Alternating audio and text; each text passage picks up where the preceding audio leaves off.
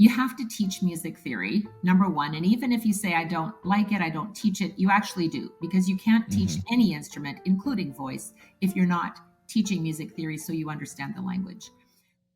Glory St. Germain talks to us about how to teach music theory in groups, which not only benefit your students' knowledge of music and how to apply it to their instrument, of course, but also gives you more income. This is a very dense episode in a good way because there's a lot of information, tips on how to do it, fostering a community, how to teach in groups, how to assess students and put together the groups, the curriculum. We talk about using imagination and composition and exploring things.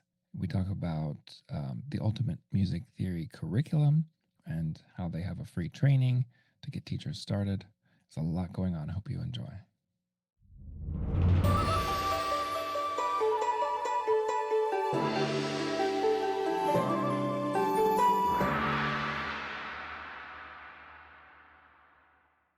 Welcome to the Piano Sensei Way.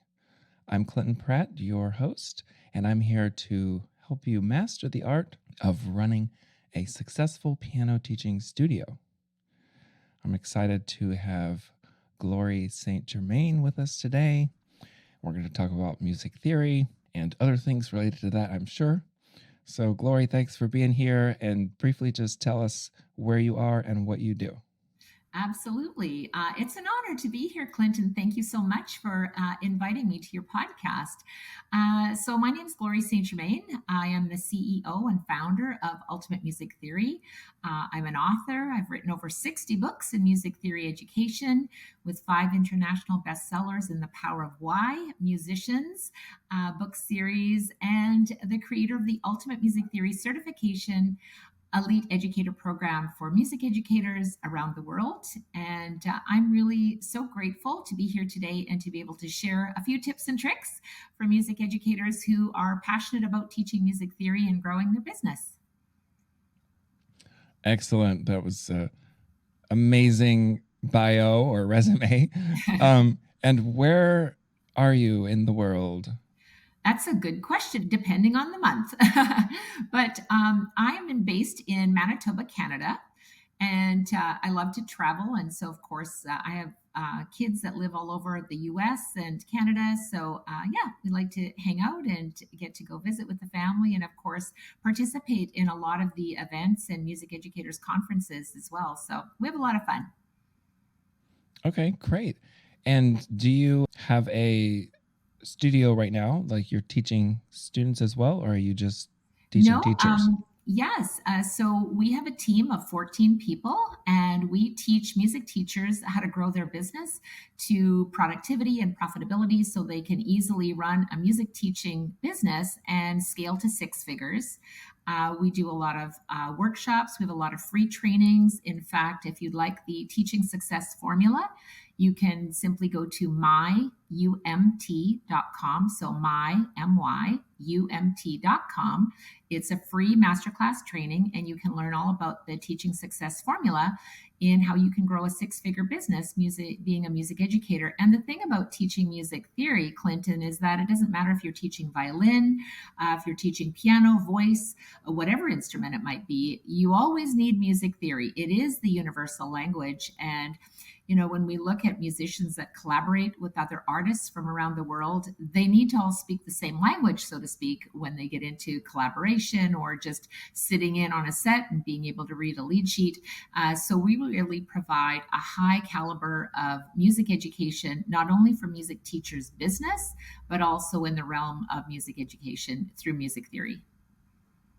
Okay, great.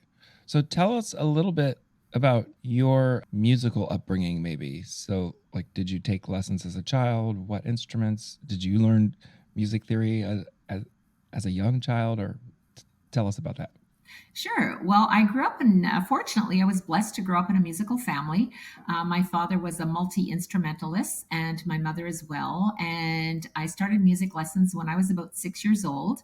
And 10 years later, I opened my doors for business. And I've been a music educator and business entrepreneur since the age of 16.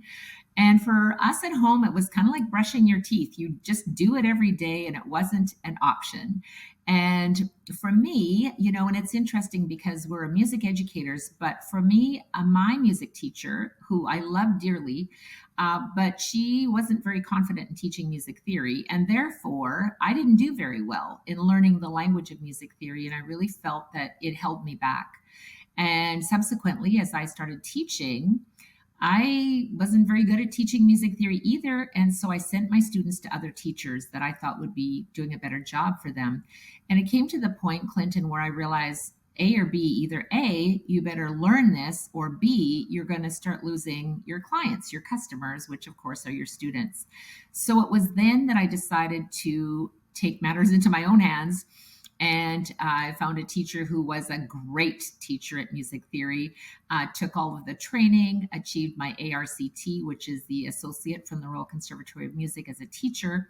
And then I realized that, I could make more money if I was teaching group theory club classes. And that's really when my business grew to six figures. And I realized that if I could do this, anyone could do it. And that's when I created the Ultimate Music Theory certification course so I could share this knowledge. And I also became an NLP practitioner, which is neuro linguistic programming, so that other teachers could say, oh, okay, so I'm not alone. I'm not the only one who doesn't feel confident in teaching music theory. And, I thought it was boring, boring, boring. And I realized that there are certain things you can do that actually make learning music theory fun to learn and make it easy to teach. So yeah, that was my upbringing, sort of from zero to hero in the world of music theory. Yeah, that's great. That's interesting too. And I think it's sort of common where somebody who maybe doesn't have the experience or something in a certain area, that ends up being their forte. Like for me, I'm a big improv guy, but I was never really taught that. I just sort of liked to doodle and figure it out. But then once I started teaching, I was like, I want other people to do this too. How do I do, And so then that curiosity and everything led me to where, I am good at teaching improv and I teach other teachers how to teach improv. So I think that's really interesting. Yeah, I think it is a wonderful transition when I think when we struggle with something, you have two choices, which is you either learn or you're just not going to go in that direction. And just as you said, Clinton, when you realize that, there's a little bit of passion there for you to do improv, and simply by embracing that and then learning from experts, I am a big proponent of coaching. I am a music teacher's business coach, but I also have three coaches in my business that also, when you're running a profitable and growing business, you need to expand those skill sets. And whether you're doing improv or whether you're teaching music theory or whether you want to grow a music teaching business, you need to have a coach. And it's one of my favorite things to do is in our community, we do weekly coaching calls, and just to see the success stories and the eyes light up. And we always start with our weekly wins and teachers raising their hand and saying, oh my gosh, I just launched my seventh music theory club class, and now I've increased my income seven times. It's pretty wonderful to celebrate those things. Yeah. So you mentioned a little bit before about the, benefits of knowing music theory, how it, applies to every instrument and all that. But let's talk a little bit more about that, the benefits or like why we want to emphasize music theory. Yes, 100%. I mean, here's the interesting thing is that I actually have, I guess, 3 points when we want to talk about music theory. So the first one would be to connect theory to practical. And I think we also always need to emphasize the practical application of music theory, because when we encourage, and in my case, I encourage music teachers to illustrate how theoretical concepts like scales and chords and rhythm directly influence music that their students love. And even when you're talking, Clinton, about jazz improvisation, if you don't know anything about music theory, you're going to be a little bit more struggling when for someone that actually knows how to do it. And for example, when you're analyzing a popular song's chord progression, it can make music theory more relatable and it's more exciting. And this approach, I think it really deepens your understanding, but it also sparks creativity, right? If you want to start composing, and as students apply these concepts to their own compositions and their performances, they start to feel more confident as well. I guess my second tip is to celebrate small wins. Learning music theory can sometimes feel, as we've already said, overwhelming to students. And I think it's really vital to break it down, put these complex concepts into really manageable chunks, and then just celebrate each small victory. Because whether it's just mastering, tricky time signatures, figuring that out, or understanding key signatures, when we acknowledge these achievements, it really boosts confidence and motivation. And one of the big things for me, Clinton, is really to create a purposeful passion for lifelong learning, because music is not just, oh, I think I'll sign up for soccer and I'll play for a year or two and then go on and do something else. But we're creating that lifelong bond to the music. And I think this approach really aligns with the philosophy of positive reinforcement and making learning more enjoyable and more fulfilling. And probably my third and final tip would be to foster a community of learners. I really encourage teachers to build a community where students can share and collaborate and support each other's learning, because it's not just about taking your solo piano lessons or voice lessons or whatever instrument you're playing. It's about community, it's about experiencing all of that, and it brings joy into the world. And this can be through group activities, theory games, or online forums, discussions, whatever it might be. But when we engage in that kind of interactive learning environment, and it's also fun, and we can also help other people, fellow students, fellow teachers. Of course, you and I are both in a lot of Facebook groups at Clinton. And when we share ideas, it just cultivates a sense of belonging and a shared purpose and passion. So those are my three tips for today. Yeah, no, that's great. And so, yeah, I gather from what you're saying there that, your advice is to teach theory in groups. I think, well, yes. So I guess I'm going to underline that with a couple things. So, number one, you have to teach music theory, number one. And even if you say, I don't like it, I don't teach it, you actually do, because you can't teach Hmm. any instrument, including voice, if you're not teaching music theory so you understand the language. When we first launched our Ultimate Music Theory Club classes, I saw this immense growth in students' learning, in creativity, in community. It was a game changer, not only for music teachers as far as productivity and the cooperative learning theory, because you actually learn faster in small groups, but you also make more money. So you're not only productive, but you're also more profitable. And those are some of the things that we outline in our Ultimate Music Teachers membership. And we also provide teachers with all the tools, marketing materials, and everything that they need, lesson plans, games, and so on. Because learning is about having fun. And the more fun you have learning, the more apt you are to want to continue learning. Because if it's hard, you're like, oh, I don't get it, I don't want to do it. But if you make it easy and fun, as you do when you're teaching improv, it's like, oh, if Clinton can do it, I can do it. It's fun to learn new things. So we need to embrace that. I've often found that music educators, we think, well, I have a music degree and, so many letters after my name. I've been teaching for 40 years, blah, blah, blah. You know what? It means nothing. It doesn't matter how long you've been teaching. What matters is that you are NEPD, never ending professional development, that you're open to learning, that you embrace questions, that you listen to learn, not just listen to reply, but really help your students embrace the magic of music so they'll continue to be lifelong learners. And that's really what I'm passionate about, is taking that step, because when we start teaching music theory, it makes learning music easier. No doubt about it. Yeah, that's great. What's your advice to teachers who want to do this? Maybe they don't have groups yet, so they teach private lessons and then think, okay, actually, this is a good idea. Let me offer theory classes, not only for additional income, but so that we can get all of their theory in. I don't know. We could talk about the logistics, like how do you plan the groups or schedule them? or even just curriculum, like what do we do in those? So Right.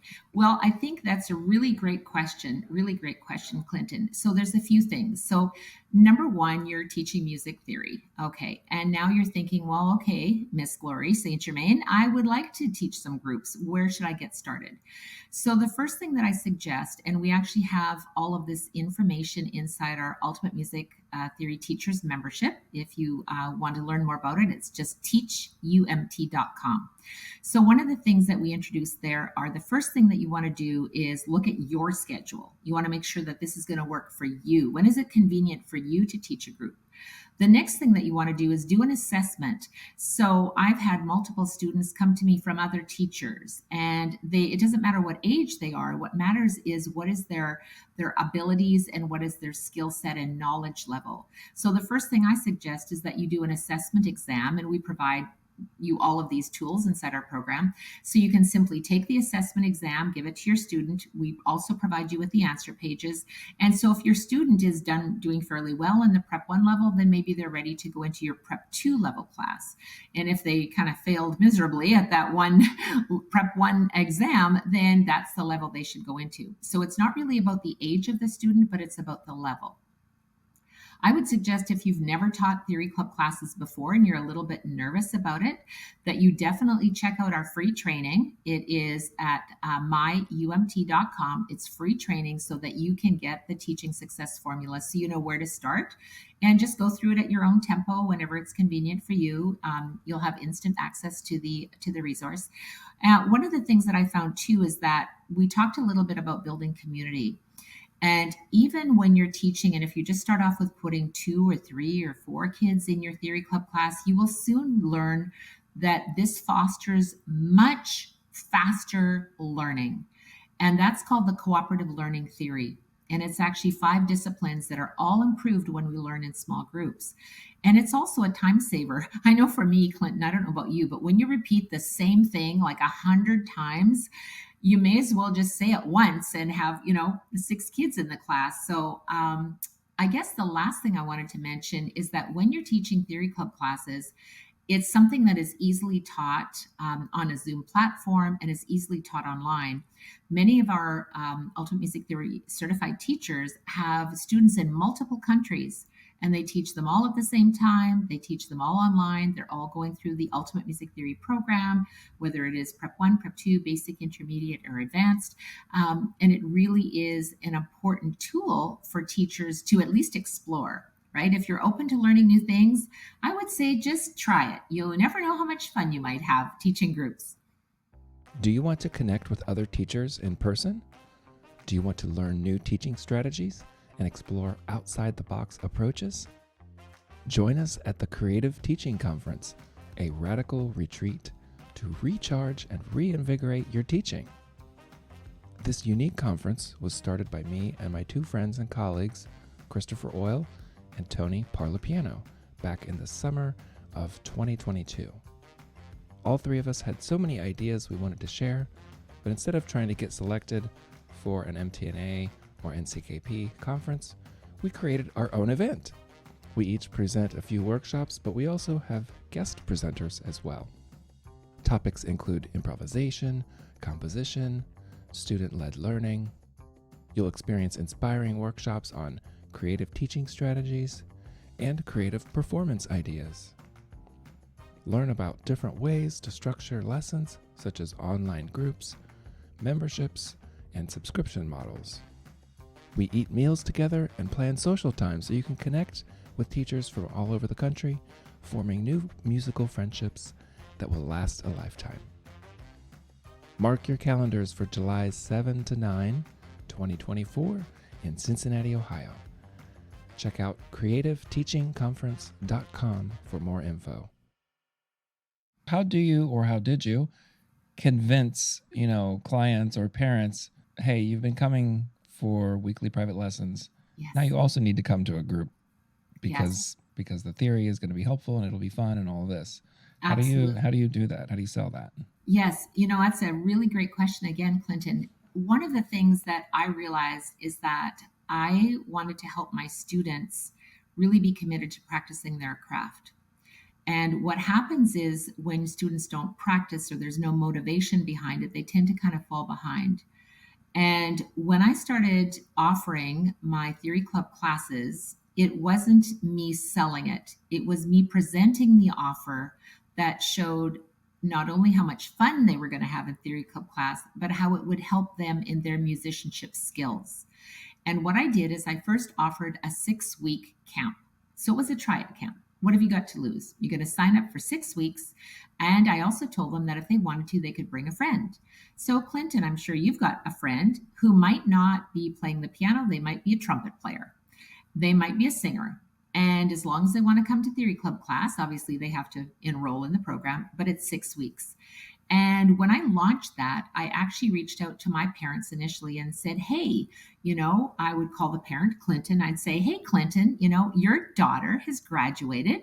She is doing so well in music that I would love to invite her to a theory club camp. So this is going to be separate from her private lesson. And the parents were like, oh, that's cool. 6 weeks. Sure. Let's give it a try. And once they come into the program, they go, this is so much fun. I'm learning so much. But what happens is when you're in a small group, there's a little bit of competition. You want to make sure that you're doing your homework, you're showing up, and all these other things. And I think the more that I presented that offer, the more people were interested in attending. The other thing I did, Clinton, is I went to my local high school. There's a high school right behind me, and I spoke to the band teacher. And I said, "Hi, I'm Glory St. Germain. I'm teaching theory club classes. If you have any, students or band members that you think would be interested." And he said, "Oh, Glory, whew, here you go." And he was more than happy to. He asked me. He said, "Please teach these students music theory," because he said half of them are here just to learn 6 songs so we can play at the band concert, but they don't really understand the language and they have so many holes in their learning. So I landed up teaching theory club classes to students that were not my piano students. They came from other teachers, they came from band programs, and the world is your oyster. Once you start offering your services and the more I was teaching, the more I was learning about neurolinguistic programming, learning about the cooperative learning theory, learning how to communicate more effectively in learning styles, visual, auditory, kinesthetic, how to connect with a group. If you've always taught one-on-one private, you might be a little nervous about teaching a group because there's a lot of different personalities, learning styles, learning abilities. And so that's what we actually present in our program so that you can teach those with confidence and not be nervous about even getting started. Yeah, that's a really good idea. Some teachers might not have even thought of the fact that, your potential students or clients are not even your own, right? So Exactly. Yeah. students of other teachers who they don't want to teach theory or can't, or students in schools that are, taking band. I was in band, I played trombone, but I didn't take lessons on the instrument. We had band every day. Yeah. So a lot of those students, they don't have lessons, they just play in band, and how much more helpful it would be if they had the theory. Now, You know, when you I want to address what you just said, Clinton, because that's really brilliant. What you just said. You said, I had band class every day or every second day. And when you asked me about how do parents feel about coming twice a week, once for their piano and once for their theory, and, those that are involved in sports, and many young kids are, and so they should be because we should all be physically active, but they don't just show up for the game, they have to show up for practice. Mhm. And the same applies when I was really growing my music teaching business. And for me at that time, when I could see the growth and the incredible, students wanted to compose, they wanted to do what you said, Clinton, improvisation, they were just on fire. And at that point, I made a decision in my business, and that was this: that when you come into my program, you are taking music theory club class and you are taking private piano with me. That was my criteria. And if that is not what you wanted, then I would say I'd be more than happy to help you find another teacher, because that's what I do. That's like someone coming to you, Clinton, and saying, well, I'm going to come to lessons, but I'm not going to practice. You'd say, well, why are you here? Mhm. let me help you find another teacher, because that's not how my studio rolls, right? So I think you need to put down a criteria, and there's always exceptions to the rule. If a student says, "Oh, I really want to learn music theory, but I can't come, my mom can't get me here," or whatever the excuse is, of course you're going to take them and teach them privately. That's kind of goes without saying. But for the most part, that was my criteria. And the same goes if you're signing up for dance class. Many dance studios do tap and ballet. That's what they do. You have to take both. Some of them don't require that, but many do. And the reason is because you learn faster when you learn differently. And so I think it's really important to at least explore the idea of putting together. And even if you did a 6 week camp, you have now made 5 times more money per hour teaching a 1 hour group than teaching 5 separate hours. That's big. Yeah. And when you say the 6 week camp, is that once a week for 6 weeks? Yes. Okay. Yes. Well, and here's the interesting thing. I usually start off the Theory Club camp as once a week for 6 weeks. If you are running a Theory Club camp and you want to do it over the summer, you might have them come twice a week for 3 weeks, right? Or if you really wanted to do Mm-hmm. it, you could do 6 days in a row if you're running a camp. But for the most part, running a 6 week camp for 1 hour per week for 6 weeks. And many of the teachers in our program, they use our lesson plans. So now you've used only the first 6 weeks. And then when you get to about week 5, you can say to the parents, by the way, I'm going to continue on. I know we're wrapping up week number 6, but you already have your Ultimate Music Theory workbooks. Your child is already involved in the program and getting along well with all the other kids of the class. We're going to be continuing. So if you'd like to now come into our year-long program, this is our fee, and I'd love to just get you signed up for the rest of the year. And usually the parents are like, oh yeah, of course, that's a no-brainer, we love it. So it just is a way to introduce the concept to the parents. Yeah. No, that's And I good. think one other thing we shouldn't forget about, and that's adult classes. One of our lead educators is a choir director, and she came into our lead educator program, our Ultimate Music Theory certification, a lead educator program. And she said, Gloria, I'm just dying to teach my theory club classes. So she said, I went into choir practice, and she said, I was hoping 4 people would sign up. She had 30 people in the choir. So she presented the offer and said, hey, everyone, I know choir practice starts at 7. Those of you that are open to it, I'm going to be teaching a theory club class. I'm going to do Prep 1 rudiments. It's just the beginner stages. But all of you need to learn music. You need to learn music theory. You don't know harmony. You don't know time signatures, key signatures, dynamics. I'm singing everything. We're learning by rote. And I would love to empower you as a vocalist to just be able to understand musical elements. So here's my, registration form. And she thought 4 people would show up, maybe 6 if she was lucky.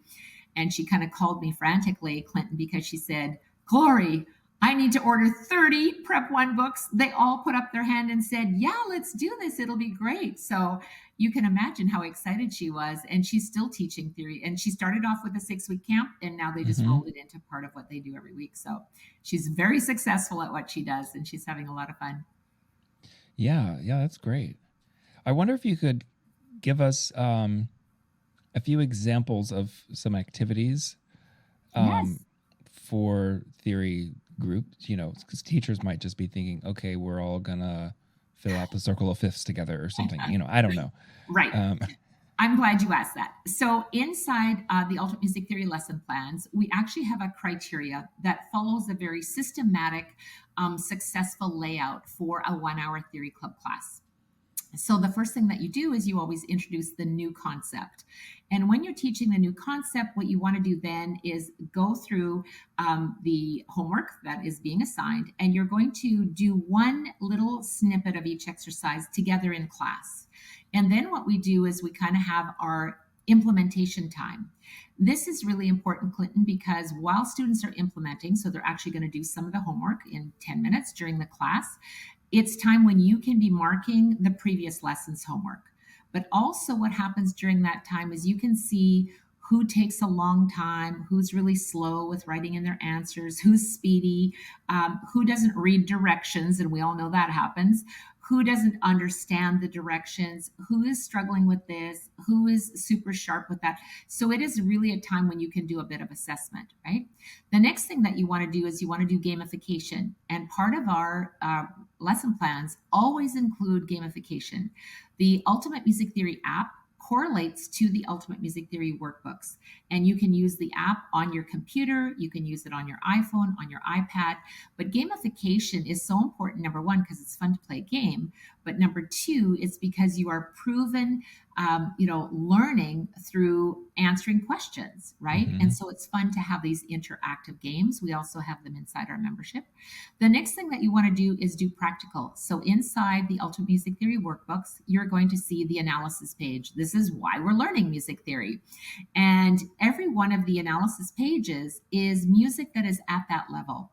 So I remember when I was doing music theory and I would be asked to analyze this piece of music that was way above my performance skill set because I was just little. And yet I was supposed to analyze this and, what is the, cadence at this point, or what are the dynamics in this measure, or whatever the questions were. Hmm. It was a piece that looked really hard that I probably wouldn't be able to sight read. And what we've done is put pieces in there for analysis that we want you to be sight reading. So part of the program is incorporating sight reading, ear training, music theory knowledge, gamification, and application. We also have the program that includes ICE, and ICE is imagine, compose, explore. So we have an element of composition that goes into the program as well. So you're using your theory techniques to actually be creative, compose pieces. It doesn't mean you're going to become a composer, your lifelong skill, but at least you've had the opportunity to experience that. And we also have the homework pages. What should I be assigning? So you don't have to kind of make stuff up. But the opportunity for this, Clinton, is that say if you have 3 Prep 1 classes and one student can't make the Tuesday class, they can come into the Wednesday class, and it's moving at the same pace. So every class takes on its own personality, as we know, but they're still following the same curriculum and moving at the same pace because you're very right. Like if you've never taught a class before, how do you map that out? We also Hmm. use the Ultimate Music Theory whiteboards. You can kind of see one behind me here. And this is really for engagement and a lot of activities that we use. So, like you said, whether you're writing out the circle of fifths and you can do the circle of fifths in 1 minute, we show you how to do that and understand it Hmm. as well. But you're really going to have fun doing it. So, when you have a strategic plan that's mapped out for you, that makes teaching the class so much easier. Yeah, that's really helpful. Is there any playing of an instrument in the class, or could you do that? You might have a piano student and a violin student, and so maybe you're not going to all play the piano or something, but would there be any of that involved, or how does that One, work? yeah, 100%, Clinton. I have a big smile on my face right now because when I was teaching my theory club class with the band program, and they were actually right here around in my music studio, around my teaching table here, and they brought their instruments. And so we would have, and it was very cool because we also had, we kind of called it the Olympics, the musical Olympics. So when we were doing the analysis piece, and if you're playing the trumpet, you might just play the melodic line, right? And we would analyze, did you have the right tempo? Did you have the right dynamics? Things like that. Next person, and then we would also trade off 4-bar phrases. And then we would sometimes play it together. So I would maybe have the piano student just go and play the left hand chords and listening to all kinds of things. This is what prepares them for really becoming musicians and playing at their full potential. Because when you think about any instrument, how much fun is it to play together, right? So just because you're playing the piano doesn't mean you're never going to collaborate or have someone play guitar with you or things like that. So I think that's a great question, and yes, it's really important to have your students playing. When I want to share one quick thing that we did when we were having this Olympic game, each one of my students had their whiteboard, and they would kind of hold their whiteboard so no one could see. And as each person was performing, and we usually did like sometimes we do a whole piece, sometimes we do 12 measures, whatever it might be. And the students on a scale, I said 6 is the lowest and 9.5 is the highest. And we're all going to be adjudicators of the Music Olympics. And here's what was so important. The first time I did it, if Clinton, if you were adjudicating your best friend, you would give him a 9.5 because he's Hmm. your best friend. And if there was someone else in the class who, you thought, they're not that great, I'll give them a 6. Mm-hmm. But what happened is then I would turn over my whiteboard as well, and maybe I gave them an 8, and I would say, here's why. Dynamics were I could hear the dynamics, being altered, between the forte and the piano. The tempo was correct, blah blah blah. Why didn't I give them a 9.5? Well, because perhaps they weren't sitting up tall at the piano, they were kind of slouching, their attitude, they weren't really engaging me as a performer. We talked about all these elements. Well, guess what? All of a sudden, these young musicians really learned how to listen. They became adjudicators. They realized that there was more to just the notes on the page, but the actual sound and the communication that it brought. And then when we would do our assessment, and I would say, well, Clinton, you gave that particular performer a 9. Why didn't you give them a 9.5? And then you might say, well, because the one thing that I noticed was there was a fermata at the end of the music and they just kind of left and they kind of missed that. But other than that, I really enjoyed the performance. So it was Mm-hmm. such an incredible learning experience, and the students actually loved it. And so they would say, "Oh, are we playing Olympics today?" Because they would realize they would have a chance to shine. And of course, when we got into recital time, then we would take more time of doing the performance and more time on the assessment. So it's learning a lot of things. It's not just about the music theory, but they would have to look at the music and say, okay, is what I see on the printed page, is that what I'm hearing? Is that the right interpretation? Tempos and all the rest of that. So yeah. Yeah, that's really good. And that ties to what you were saying before with connecting the theory to the practical, right? So it's not Yes. just we're writing a bunch of stuff down, but we're tying it all together. This is what it looks on the page. This is how it sounds. This is how it should sound. You're hearing somebody play it. And then hopefully that helps your own playing as well, right? Because then Yes. you should be listening to yourself while you play too. That's actually a great, okay, quick story I have to share. Yeah. So one of my students, she was playing, this is at her private lesson. And I said, okay, you're coming up to the theory club class when we have to perform. And that at that time we were going to be doing like a performance piece. And I said, now it doesn't seem like you're really working on this piece. And she said, oh, I play it much better at home. I said, that's what you always say, that you play it much better. I said, okay, I'll tell you what. Could you please record your performance at home, the one that you say is so perfect, and could you bring that with you to class next week? And then I'll put it on and I'll hear it here. And she Mm-hmm. said, oh, okay, sure, I can do that. So she kind of sheepishly came into class the next week, and she handed me her little USB stick so I could put on my computer, and I listened to her performance. I said, oh, that's really great. I said, you're right, you do play that much better at home. And she said, well, Miss Gloria, I have a confession to make. I said, okay. She said, I actually practiced so hard this week because she said, every time I recorded myself, I realized that it wasn't very good. So I practiced more and I practiced more and I practiced more. And one of the things I want to share with your listeners, Clinton, is that I really invite you to have your students record themselves Mm-hmm. so that they can then listen to themselves play while following the score and doing an analysis to say, oh, yeah, I'm not that good. I've also done videos because sometimes one of my students, who will remain nameless, but she used to play everything with her mouth open. Her jaw would just be here and she would just play everything with her mouth open. So I recorded her one day and I just showed her, just on my phone. And I said, let's just watch you play. You played really well. Let's just watch. And so she was watching herself and she said, I can't believe it. Do I actually play with my mouth open the whole time? And I said, yes. So she said, okay, can I do that again? Don't show that to anyone. I'll close my mouth and try it again. And I said, smiling when you play or being expressive with your body and your facial expression really makes a difference in how the music also comes out in the end. So don't forget to feel it in your heart and feel it in your face and your physiology. And that's when you're really impacting the audience with your performance. Yeah, it's great advice to record yourself. I still do that with myself, and I'm always surprised, like, wow, I really was kind of playing fast. I need to just Yeah. relax the tempo. And I Yeah. thought I was being expressive right there, but I got to exaggerate. It's not Yes. coming through. Yeah. Yeah. Right. Yeah. We're getting close to wrapping up. I wanted to ask, can you give us an idea of with your curriculum, the levels, like how early or beginning is the first level? Yes. is it actually, just brand new beginner? And then the highest level, how high is that level? Yeah, absolutely. So our the Ultimate Music Theory program starts with beginner ABC. So beginner ABCs are for your little 5, 6, and 7 year olds.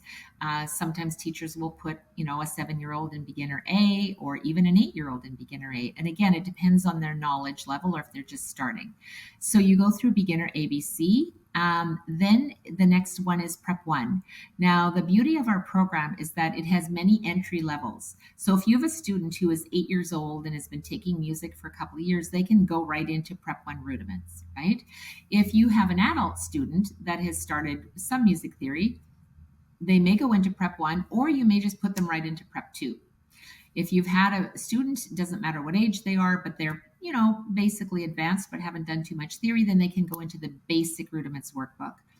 And if you are using different music theory books and they are kind of beyond the basic rudiment level, but you want to start using the Ultimate Music Theory program and you're going to start them in the intermediate rudiments level, then the intermediate rudiments level, lesson number one, covers everything that was in basic in lesson one. So it's very fast tracked. And then, of course, the next level is advanced. We also have the supplemental series, and that includes music history. We have all the free resources, and you're welcome because it took years to develop all of these. So if you go to ultimatemusictheory.com and you click on free resources, with all of the supplemental books, you will see all of the music history videos that correlate to each workbook. And it'll Mm. say, page 7 in level 2 supplemental workbook, here's the music that you can listen to, and then you do the analysis, and it covers all the history and everything that you need. So that's a big bonus. And Yeah. finally, if you are got a university student, and a lot of music colleges use our workbooks as well, the complete music theory workbook is an all-in-one workbook that covers everything from basic all the way through to advanced. So it's very fast tracked. And if you are looking to purchase the Ultimate Music Theory series, they are available on Amazon. So you can go to amazon.com/Ultimate Music Theory, and you will see the entire catalog of all 60 plus books. And yeah, and just check them out. Okay, great. So the advanced, how advanced is the advanced? Is that like, Advanced is level 8. Yes. So oh, if you okay. were, if you, so for example, if you were doing the RCM exams, Hmm. Royal Conservatory of Music exams, that would be level 8. Okay. So somebody going into college to study music, they would definitely be fine, be prepared if they've finished advanced, because even Absolutely. freshman theory is Yes. might not And even be that level. Yeah. yeah, and I'm really glad that you mentioned that, Clinton, because there's many colleges that actually use the basic rudiments workbook as their entry level Mm. into college.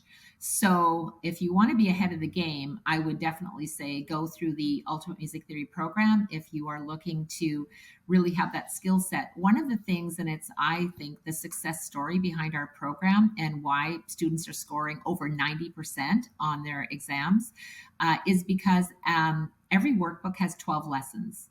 At the end of every lesson is a review test. These review tests are comprehensive review tests that are accumulative, which means if you're, for example, in basic rudiments, lesson 5, when you get to the review test in lesson 5, it is lesson 1, 2, 3, 4, and 5. And Mm. every single lesson has an analysis piece and has a sight reading piece. So that's why you're learning music theory, and it's building knowledge. It's not just, oh, lesson 5, we're going to learn about rhythm. Lesson 6, we're going to learn about, articulation. It's always growing and always adding and adding. So that's why you're reviewing all the time. So you're like, well, this is really easy, right? Because you really get it. So yeah. Well, that was a lot of information, a lot of tips, and I'm sure people listening to this are inspired. Glory, thank you so much. And you gave a couple websites already, and I'll put them in the description. But tell us again the website or websites where people can go to find out more. Yeah, absolutely. You can connect with us at ultimatemusictheory.com. And you can get your free teaching success formula masterclass. You get instant access to it, and you can go to myumt.com to grab that. And we look forward to you. And you can also join our Facebook group. So, Ultimate Music Teachers on Facebook, we would welcome you into our community. Well, thank you so much. And to everyone, just a reminder to go to the website, thepianosenseiway.com, and subscribe to new episodes. And remember, we're also on YouTube so that you can see our lovely faces. YouTube is also The Piano Sensei Way. So take care, everybody. Have a great day.